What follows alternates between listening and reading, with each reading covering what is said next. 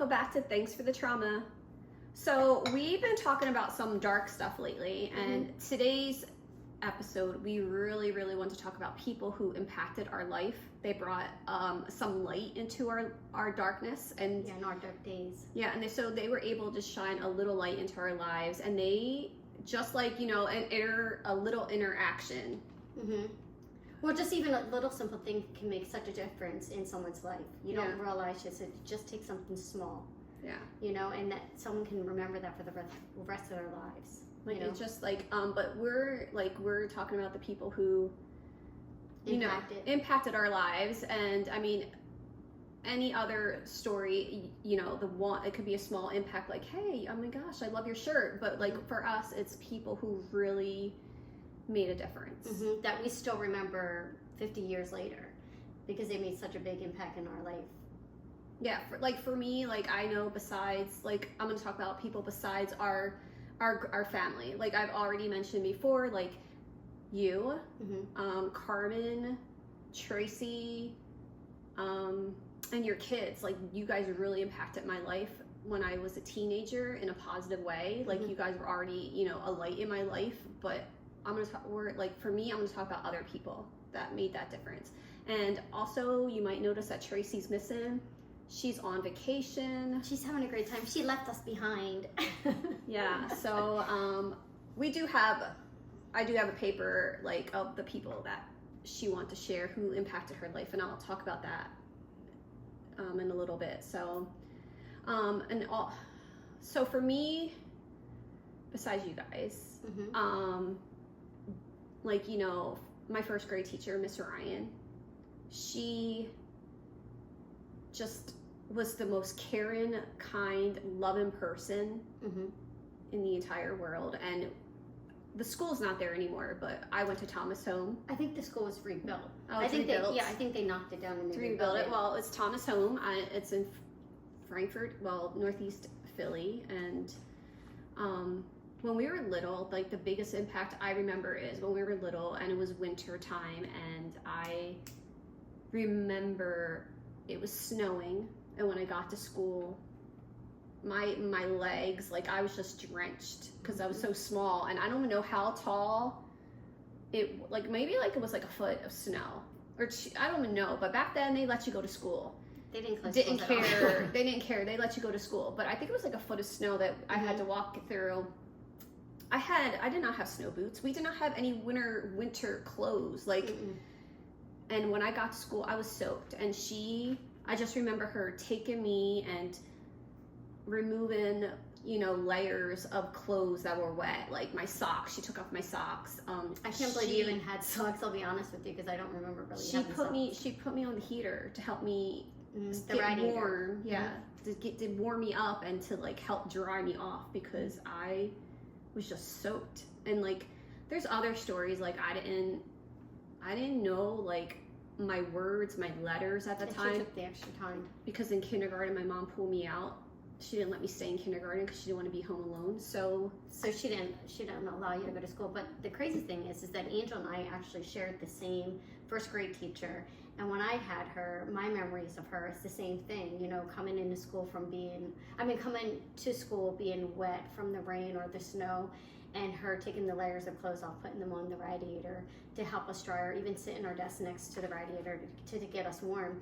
But also, she was the teacher when snack time came around. If you didn't have something to eat, or if you were hungry, she would provide a snack for you. So the ginger snaps, and I actually have the picture on my phone, but we'll probably show the picture at the end anyway. I have to say, all the kids that did not have anything to eat, she would always have something special. And these ginger snaps really saved us. But we didn't have anything to eat. I can't actually eat them now, but I was really hungry. Another thing I have to say about school, and about when we're talking about people that impacted our lives, I think also places that impacted our lives. I think going to Thomas Home, which you had mentioned, that was our elementary school, all I could think about is lunchtime, because I didn't have anything to eat. My stomach was so hungry that I couldn't concentrate on anything but just having that warm meal. So that the school actually impacted me in a good way also, besides the teachers. Well, I also have another teacher, my third grade teacher, Miss Shock. She was an older lady, like a grandmom, and I thought like she was mean, but honestly, I didn't know like I was one of her favorite kids because like later on she had like a classroom party for like her top students, and I was picked, and I was just like, oh my gosh, like I thought she was just really hard on me, but she was just wanting the best out of me. Yeah, I think that she probably seen something in you, and I think that she wanted to bring that out in you, and that's why she's like, hey, I'm going to really invest in this child. And then at the end of the school year and you were invited to it, you were like, wait a second, she really did like me, so it was a positive thing. And I remember having ice cream, like that was a big thing, because I mean when we were younger we had ice cream before JR, but I don't really remember, like Mom used to make like those waffle ice cream sandwiches. Oh yeah, when Pathmark, I remembered, I have to say, so Pathmark would have 10-cent deals where you get your 10-cent waffles, your ice cream and stuff like that. So she would line us all up at the cash register, and she would have us each give us like 20-30 cents to pay for the waffles. The ice cream. It was like the perfect size for the waffles. Waffle ice cream. Yeah, exactly. So then you had one other teacher. I had Miss Patrick from Frankfurt High School.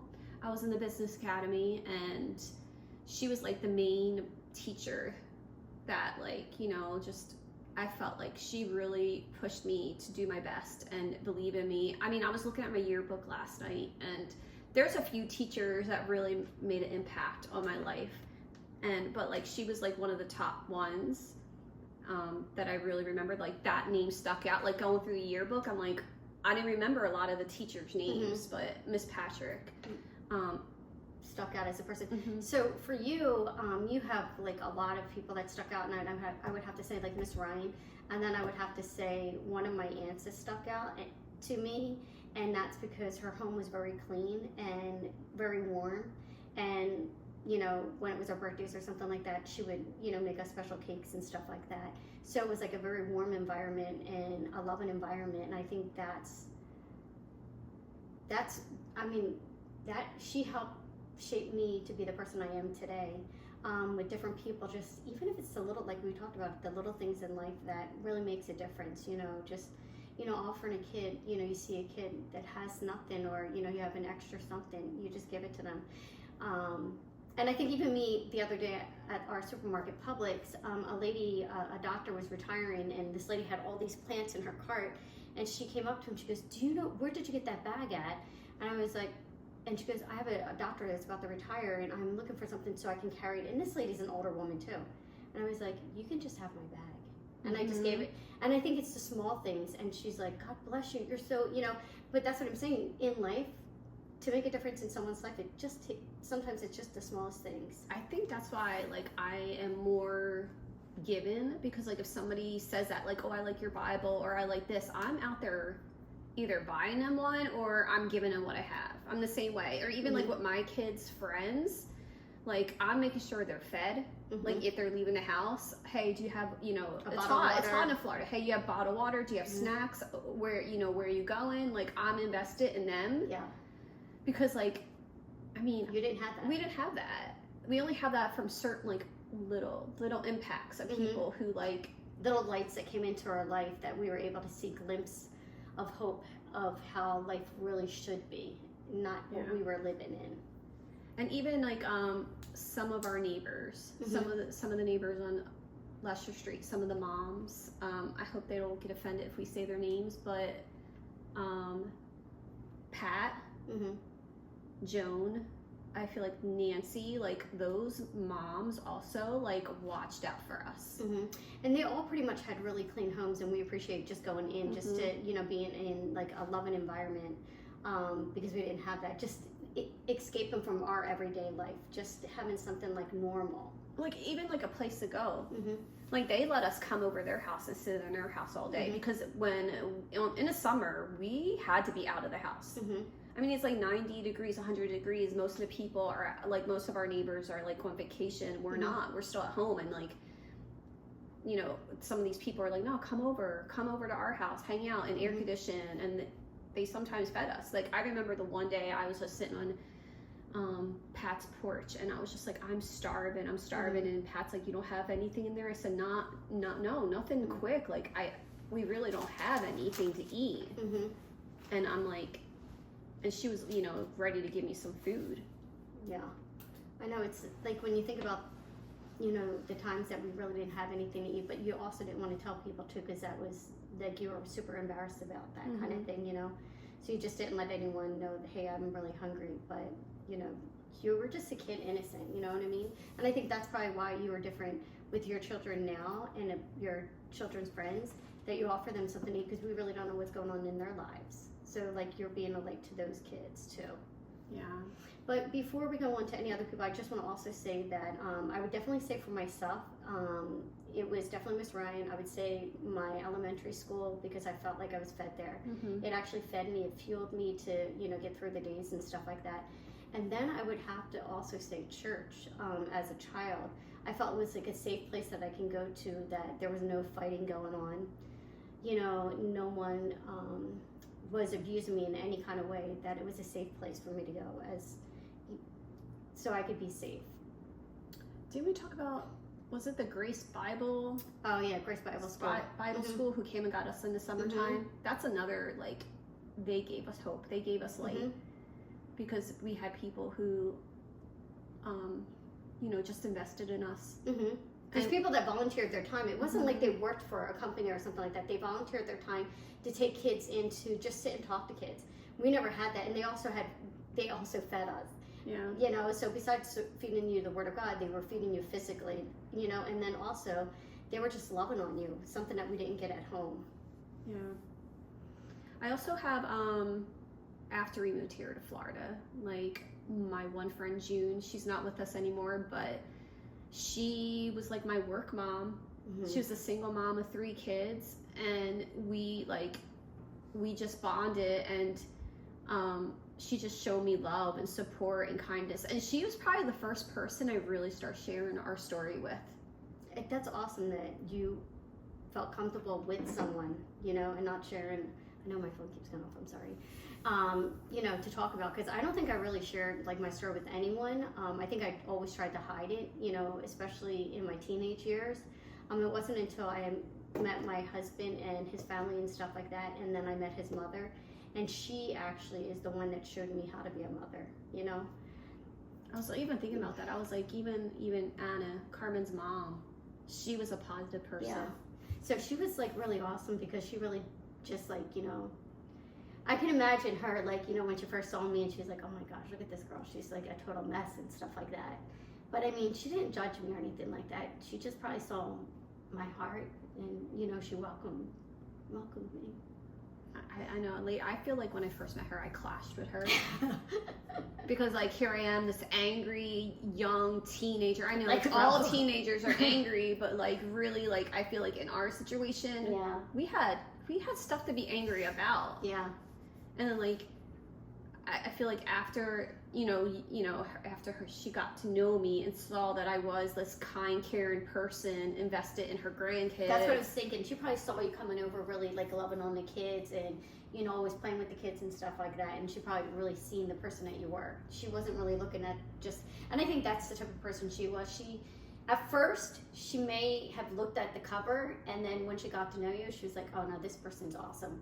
But I mean, she was a very, she was a Christian, you know, and a lot of people come in life as, like, you know, wearing sheep's clothes and stuff like that. You didn't know what to believe and stuff like that. So maybe that's why she had her guard up with us and everything. But she took us under her wing. She loved us. She invested in all of us. And, you know, even our, my siblings, my nieces and nephews, she looked at them as they were her grandchildren also. So she was awesome. I know, like, she passed away when my daughter was, like 9 months old. So I'm glad she got to meet her. But, like, I mean, there's moments where I'm like, wait a minute, like, she got me gifts. When she's getting your kids gifts, she's giving me, like, she had the kids saving those quarters because their parents were changing, you know, and she got me my own set. And I just, like, I was so thankful for that. Because, like, here's this woman, and she's thinking of me. And when your own mom wasn't, you know, it's like, yeah, it's hard. But also, Okay, so let's go to like maybe how about like what really help? What do you think? So they say sometimes in life there's certain people that come into your life, or sometimes it could be music, it could be poems, it could be. Where do you think your turning point, like for you, in your life, that you feel like you felt, hey, I have some hope, like. Well, I mean, yeah, the Backstreet Boys. I forgot I'm wearing my Backstreet Boys shirt. It was the Backstreet Boys. But before the Backstreet Boys, I was a New Kids on the Block girl. Oh, yeah. Like, I don't know if you remember. No. At Christmas or whatever, I had the shirt, I had the big pins, and I think it was our aunt that bought me a lot of that stuff. A lot of this stuff, but I actually cut school, and they were staying down at the Four Seasons downtown. So I got the. This is in the 80s. This everybody is in the 80s. So, but I mean, I got to see them like right in front of me, and I think it was Donnie on top of the car, like this hanging off like his silly self. I came home and told Angel, and Angel's like, "I'm going to say that you cut school," and I'm like, "Girl, listen." I was jealous because Donnie was my favorite one. I mean, I had daddy issues. I was into the older men. Like, okay, but like, I was like. New Kids on the Block were my favorite, and Donnie was my absolute favorite. Like, still to this day, I've taken my daughter to their concerts, and I'm like, where's your Donnie tattoo? I don't have a Donnie tattoo. I don't have a Backstreet Boys tattoo, but it was the Backstreet Boys, and I brought my pictures. Okay, so before I show this, I remember it was. I just thought, like, I graduated high school 30 years ago. So it was 31 years ago. I was a junior, and I remember them all saying, I was on the newspaper, so I couldn't go behind the stage. And they're like, no, we're not doing that today. You guys got to go. There's an assembly. There's a special performance today. And I'm like, what is going on? I'm like, oh, let me go sit. And as soon as they came out on stage, I was like, I was in love. I was like, I need to meet these guys. I need to know who they were. Mm-hmm. So I went to my newspaper, the teacher over that, and I'm like, can I meet them? And he's like, yeah. Let's do an article about them. You go take care of it. And I got to meet the Backstreet Boys when I was 16 years old. Here's my photo. This girl right here was probably going through one of her, like, the darkest times in her life. And just meeting them brought hope, light into my life. I was just like, oh my gosh, like, I just loved that opportunity to meet them. And then, and then they were doing I came home and told you guys about mm-hmm. it. I was like, oh my gosh, there's this boy band that just performed at Frankfurt. Oh my gosh, you guys have to meet them. And then we found out they were doing the King of Prussia Mall like mm-hmm. a week later, and we went. Mm-hmm. Like, we all went. Me, you, Tracy, and the kids. Our mom, and one of my good friends went, and we took Brittany with us. And Brittany, I have to pull out my other pictures. We took another photo with them. It's really small, but we're gonna try to link it. I forget the other guys that were there. It was like another group that was performing with them. I think it was EYC. Maybe. EYC. They didn't make it. But we got these cute pictures of Brittany and Brian. It's so hard to believe that this little 2.5-year-old girl is now 33 years old. But then we went on to, we kept in touch with them. Mm-hmm. They actually sent me a birthday video wishing me, I think I was 17, going to 17, it was 94. Mm-hmm. Wishing me a happy birthday. Which we'll try to get. I'm gonna try to get a copy of it. I played the video so much, it kind of got stuck in the VCR. So I have been afraid to touch it. We don't have a. I have a VCR. I don't even want to touch it because I'm afraid that it's gonna damage it. We're gonna try to get it fixed. So I have not seen that video in like 30 years, but it would be nice if we could find it. And then we went on to, it was a couple years later, or maybe a year later, they came back to Philly. I don't remember when it was. And then this picture was taken. When they came back to Philly, they were playing at a nightclub, and we went down mm-hmm. to see them. The babies couldn't come this time, and mm-hmm. And this was their tour bus. Yeah, and we went on, and it was actually a really nice experience. That's when they showed us their music video. We got it going on, mm-hmm. And I also feel like, I mean, I'm talking about the Backstreet Boys, but Donna Wright played a great part in my life too. Like, I actually feel like she's the one that stayed really connected with you. She wrote you would write letters back and forth and stuff like that. So you were able to keep that connection with her. So you knew when they were coming back into town. And well, I mean, I also like, that was like my new hope. Their music, I couldn't wait to hear their music. And when they finally did come out with music, I shared it with the entire family. Yeah. Like, I was like, you guys gotta listen. I actually think we have a lot of home videos with the kids too. I know. We have it going on, and all the songs that we heard actually before they even came out. And they were actually, do you remember, I think they were on like little, what are those called? The CD, not CDs. Tape? It's the cassette tapes. The cassette tapes. It was the cassette tapes. I would play that over and over and over again. The kids were like, what? But now we're a family that loves Backstreet Boys. And then later on, this was in '97, when Brittany and Carmen got to see them again. And that was a great night. I loved this. And we had like this photo. And I had more photos of me with the Backstreet Boys. But, you know, I feel like as the years went by, I kind of lost touch with a lot of them. Like I said, the only one, I ran into two of them. I ran into Howie because, you know, after we moved here, I was working at Hard Rock and there was a concert. I forget who was there, and Howie was there. And I saw, like, I got to see him behind, backstage, and he hugged me. He was talking to me. He's, you know, like just catching up, and it was a great time. And of course, I kept in touch with AJ because I dated his best friend. Yeah, his best friend at the time. I actually met my ex-boyfriend because of AJ. I just happened to go somewhere and AJ was there, and then my ex was there, and then that was that. You know what? You reminded me of something before we go on. So you said that you really love New Kids on the Block and stuff like that. You said you love New Kids on the Block. I remember we went to a party at Donna's house, and who was there? It was for her daughter's 21st birthday. It was her 21st. Jonathan Knight was there. Yes.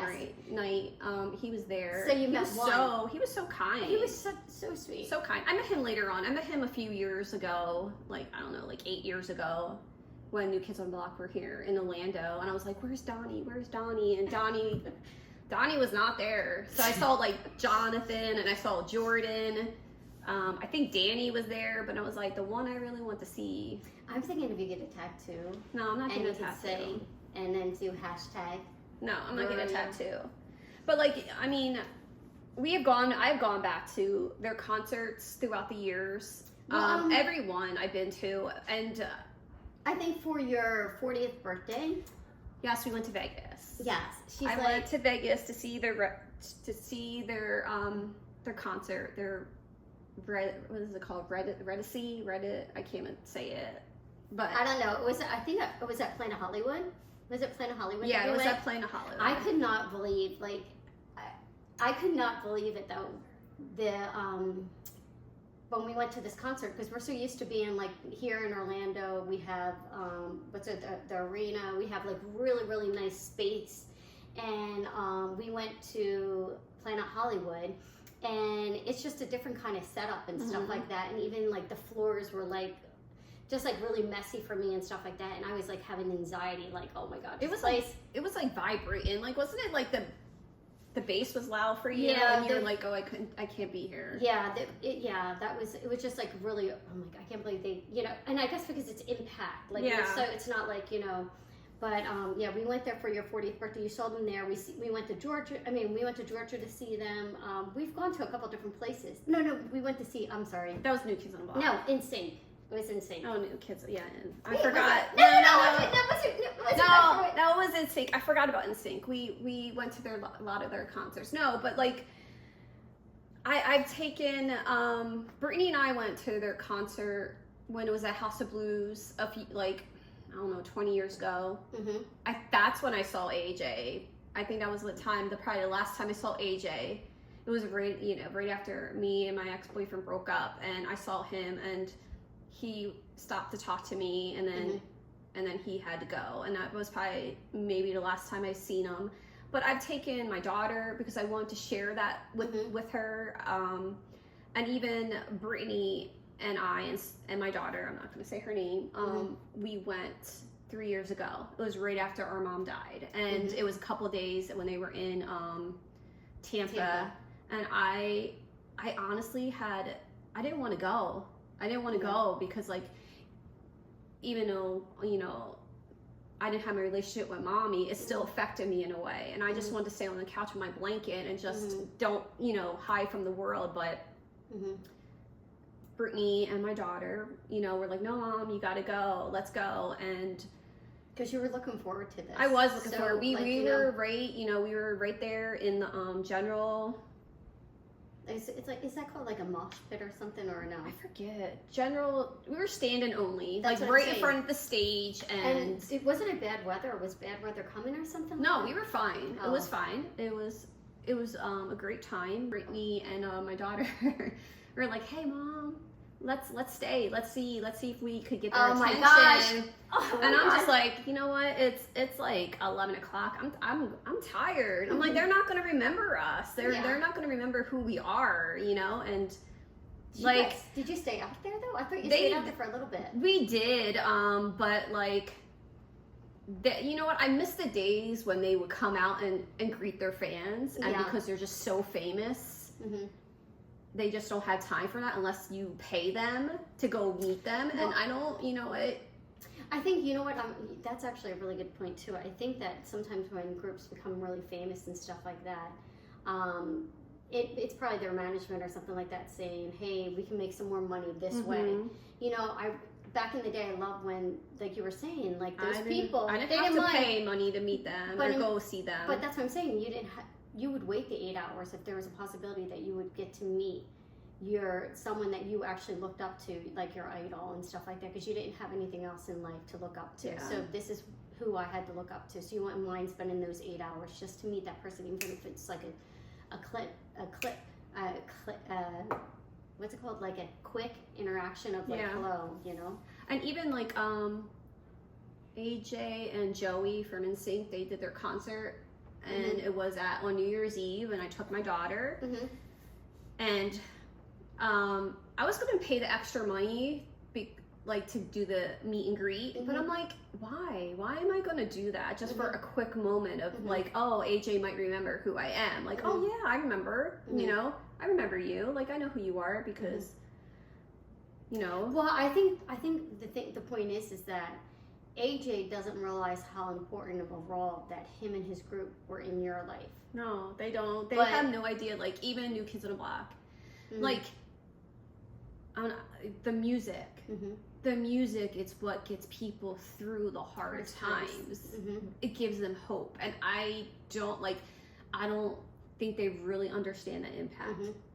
Like that, I mean, they're doing what they love and they're going through their own stuff, but like their music is helping other people heal and get through the difficult times of their lives. Yeah. You know, even when there's nothing else to look forward to, you know, and you put that song on or something like that, and it's actually therapy. It's music therapy. You know, it really helps you through your darkest times, you know. And I listen to my kids' music now, and I'm like, oh, what is this? But I get it. Like, I'm more of a pop girl. Like, I loved all the boy bands. I mean, I worked at Virgin Megastore, so I got to meet a lot of the artists who came through. One of the best jobs I ever had, and I made connections with great people. But like, it was the music. Music has always been one of the things that got me through life. I think honestly, I would have to say I do agree with you, because I've seen so much happiness and so much, you know, excitement that you would have. And I mean, you helped the kids make these t-shirts, you did this for, you know, them, you tried to send them gifts all the time, and you know, all this stuff that made you happy, just, you know, just to show my gratitude. Your gratitude, trying to let them know how much they actually help heal you and help you get through every day, even your hard days. And that's really awesome. And that's why I think music therapy, you know, people have different things. You know, sports, some people have sports. They have sports that they're famous. My daughter loves Patrick Mahone, and that's her favorite quarterback to help her. So the young kids out there right now that are going through a difficult time and stuff like that, if your only outlet is sports and stuff like that. Really focus on that. Like, find your passion in life, what is making you happy, what's bringing light into your life when you really are in such darkness. And I think that really helps everybody, just finding that light, because sometimes in life it is hard to find the light. I know. And I mean, going back to the New Year's Eve concert, I wasn't going to go, but I went to counseling, and I was talking to my counselor, and I was like, AJ's going to be doing this. And she just saw my face light up. And she's like, I think you need to go. I think you have no idea how your face just lit up by talking about that. And honestly, it was the best decision, because like, even now, like me going through my divorce and everything I've gone through, my healing process, it was nice to go to a concert and reconnect with the music, and just, it was a good night. And I did have that moment when AJ came out to the crowd and I stood in front of him and he's just staring at me, and I know he was in his zone. He didn't click like, well, hey, I know this girl, because like he hasn't seen me in 20 years, but because that's, that I mean, I think about that, that's like when I met my ex-husband and I moved on with my life. But Backstreet Boys has always been the one thing that helped me through it. Like, I would put their music on, and I forget how much joy they brought me. And then like, at a time, I have to say this, during my marriage, I didn't even want to play them, because like, I just was like, no, I outgrew them. No, they're not going to help me through this tough time. And I was just like, because I was just trying to, I feel like at that time I was isolating, or like I was getting isolated from everything that I loved anyway. So like, I guess I was punishing myself. Probably so. Like, oh, I can't just listen to Backstreet Boys. Yeah. Oh, my husband doesn't like the Backstreet Boys. And not realizing, no, that was, they were so important to my life. And then like, slowly opening up with my daughter and be like, hey, you want to hear my favorite boy band? And like, start playing the music again for her. And she loves music. And now she has her own favorite boy bands, and I go to concerts with her. She's at a concert every other month. She's every other month she's at a concert. But it's, I love sharing that moment with her. And because like, music is just a powerful tool and nobody realizes it. Yeah, I don't think people realize it, but I just thought also, you think about like Christmas time and stuff like that, people's attitudes totally change because they hear Christmas music.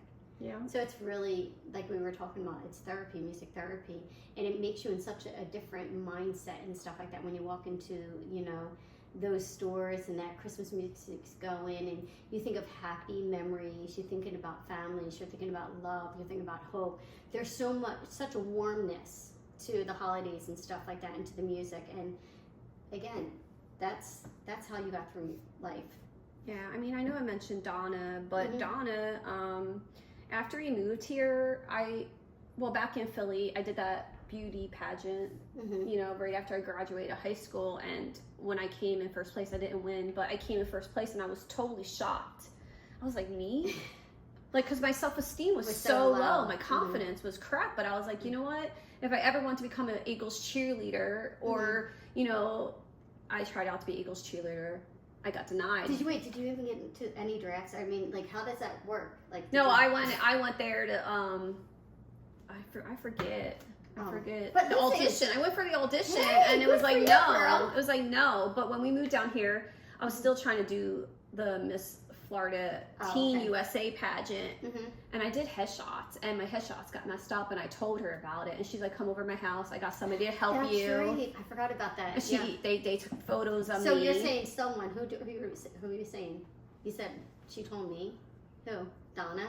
Donna told me to come over her house, and she was going to get her good friend to do the photos in her backyard, and I did it. And then she even helped me get a job at Hard Rock Live, because she knew how much I loved music, and I was looking for, I think, a second job or something. She's like, oh, I know somebody. And I basically had the job because she called the person and said, hey, I got somebody. And that's where I did. I saw a lot of my concerts at Hard Rock free because I worked there. So I think Backstreet Boys were there the one night. Britney Spears was there. A few people I got to see at Hard Rock because I was working there. But yeah, music just really, really helped me through the hard times. And even now, like, I don't realize, you know, a lot of the songs. I mean, any kind of song, but anything like just to bring me joy, a little bit of hope, a little bit of light when times are just so dark. Like, I remember just, like, you know, being a young teenager crying myself to sleep at night because I'm like, why am I feeling like this? Because I didn't understand the feelings, the emotions.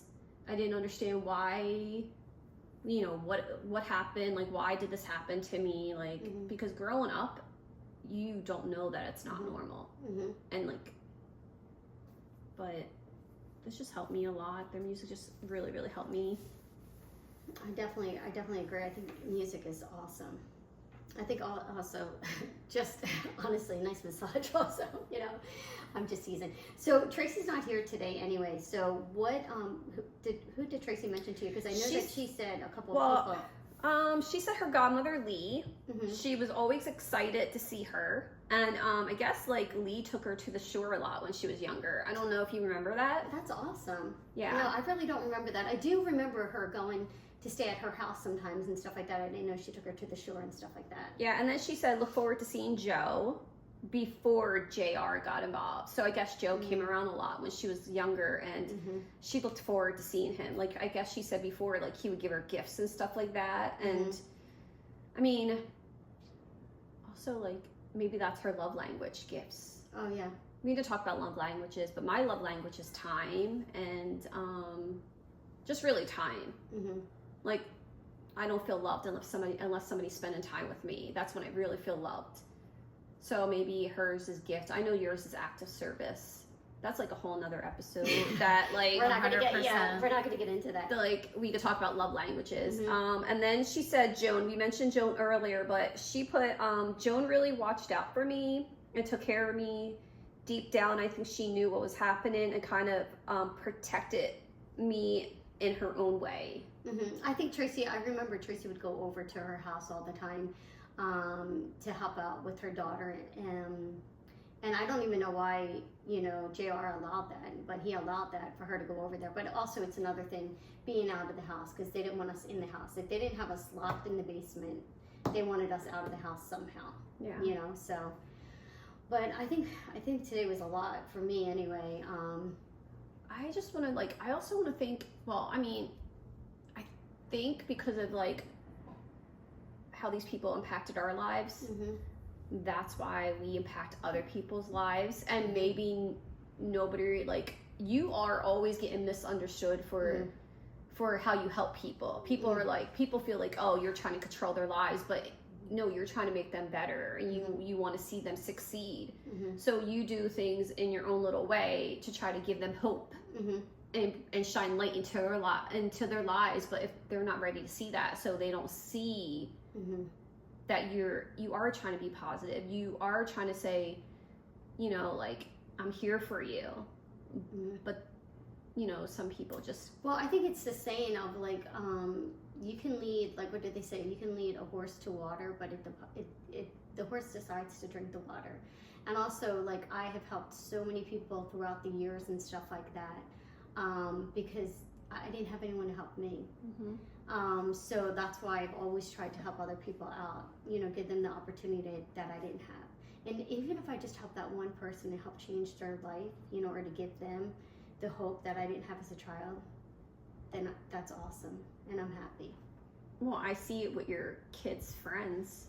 I mean, they're all adults now, but like every single one of them comes up to say, hi, mama. Yeah. They call you mom. Like, you're like their second mom to them. And, you know, I get that from a lot of my daughter's friends. You know, hey, mom, because, like, I'm there for them. I like it. I mean, anybody I meet, and if they're telling me something, I'm like, listen, don't like for me, college is important because like nobody pushed us to go to college. And like I got intimidated right out of high school, and I didn't go to the college I wanted to because my confidence, like again, was so I backed and I went the other way. You know, I was like, no, I did something different. But you started out, you did try to go to a trade school or something like that. I did. I went to a trade school, and then it wasn't until after we moved down here that I got my college education. It took 20 years to get a bachelor's degree, but hey, I did it. I'm the first one in our family that ever got a college education. But even when I'm talking to other people, like if I talk to like young adults or young 20-somethings or teenagers, like even like, what are you going to do? Oh, I don't know. I'm like, listen, school, go to school, get your education. Make sure you put yourself first. But I tell these kids, especially if they don't know where they're going, and I tell them, where's your passion? Yeah. Like every day you're going to have to wake up and do that job. You need to know where your passion, and if it takes you a year or two to figure that out, then let that be, you know. But find out what you're passionate about, what you really enjoy, and do that. And I think I'm going to look back before we go, like me being a teacher, I think it's because of somebody like Miss Ryan, and I didn't make the connection. Like all these years searching for my purpose in life, and I didn't find my purpose until 4 or 5 years ago, where I'm like, I always thought I should have been a teacher, but I didn't believe in myself until I actually got out of my comfort zone, and I pushed myself, and I did not care about the fear. I'm like, I'm doing this, and now it's the best thing I've ever done. I have to say, I think it was just like 2 weeks ago, one of your little students cried the entire day because they did not want to leave you. And I'm like, that's impact. That's awesome. I had a few of them crying in the last day of school because they didn't want to leave me. But like you said, like you were talking about Miss Ryan feeding us. I think that's probably why like I always bring extra snacks because I'm like, I need to feed these kids. So to me, it's really hard for kids to learn if they're hungry. Yeah. They can't think of anything else about those pains in their stomach. And then you put on, you know, this kid has been mentally abused, you know, physically abused. And, you know, then these pains, the child can't focus. No. And all they're thinking about is hunger to eat. So it's great that, like, you know, you try to get snacks for these kids and stuff like that. And even, I would suggest, even maybe in the beginning of the year, just sending a letter out to maybe the kids, you know, that are always going to bring snacks, if the parents can send just some extra snacks for the other kids that may not have anything. Yeah. So I just want to be that person, that light in somebody's life. You don't know what they're going through, and I want to be that light. I have to tell you, I don't remember the full story of this, and I just heard, and I sent it to you, everybody in our group chat. There was this little boy, he was in 2nd grade, and it was Christmas time. He gave his teacher this little note and this bracelet, but it was missing some of the stones, and some of the kids started making fun, so the teacher tried to put it away real quick, and she just thought, oh, this was silly or something. And I know I'm messing up the story a little bit, but give me grace. So when he graduated high school, he sent her a letter and said, hey, we'll just call her Miss Ryan. Hey, Miss Ryan, I just want to let you know that I just graduated high school. And then he graduated college, and he said to her, I guess, hey, Miss Ryan, I just graduated college. And then he sent her, like, hey, I just graduated with his doctorate or whatever like that. And then it was his wedding. It was going to be his wedding, so he sent the invitation out. And, he sent the invitation, and in there he said, I'm getting married in a couple of months, and I would love for you to sit in my mother's seat. He lost his mother when he was in 2nd grade, and that bracelet that he gave to that teacher, man, that was his mom's bracelet. And because he lost his mother at that age, he saw someone else that looked like that could be his mother, and over the years he kept in contact, and on his wedding day he wanted her to sit. Man, that broke my heart. And that could just shows you when, just say sometimes the simplest little things. acts of kindness. Yep. So make a difference in someone's life. So I feel like today's episode was really like thanking the people who showed us kindness and brought a light. Like some of these people are still alive. I don't know about our old teachers from elementary school. But like our old neighbors, like I already said, my friend passed away a few years ago. But like Donna, New Kids on a Block, Backstreet Boys, NSYNC. For me, any of those groups, any boy band, thank you. I would have to say, I'm sorry, Casting Crown. They are Oh, yeah, fantastic. Casting Crown, That too. plays on my house all day. I'm like, I just put it on.